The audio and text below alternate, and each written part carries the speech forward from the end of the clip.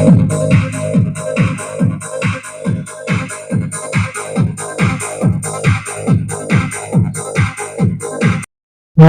मी विलास महाल्ले.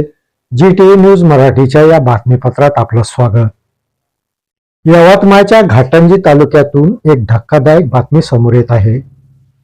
एका 65 वर्षीय व्यक्तीचा मृतदेह हा अर्धवट जळालेल्या स्थितीत झाडाला लटकलेल्या अवस्थेत आढळून आला.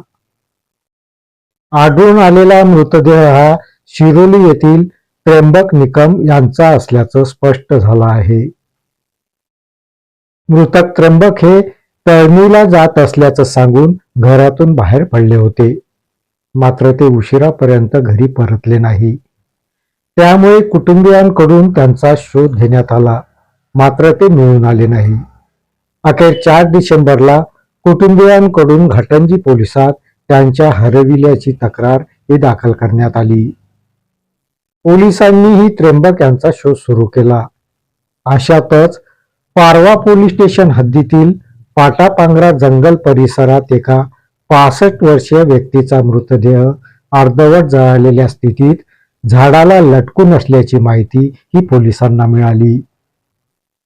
पारवा पोलिसाचे पथक तात्काळ घटनास्थळावर पोहोचले.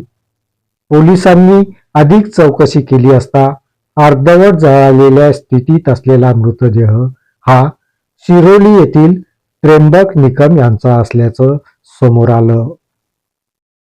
त्यानंतर पोलिसांनी पंचनामा करीत मृतदेह उत्तरीय तपासणीसाठी घाटंजी येथील रुग्णालयात रवाना केला.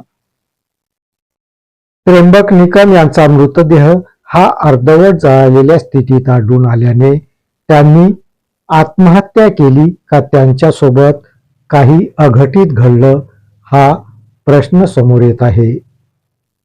पारवा पोलीस स्टेशनचे सहाय्यक पोलीस निरीक्षक हेमंत चौधरी यांच्या मार्गदर्शनात पोलीस उपनिरीक्षक गोपाळ राठोड व त्यांच्या पथकाने सर्व बाजूने सविस्तर असा तपास जारी केला आहे.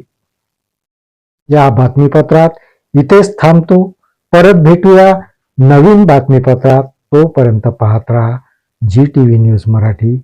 नमस्कार.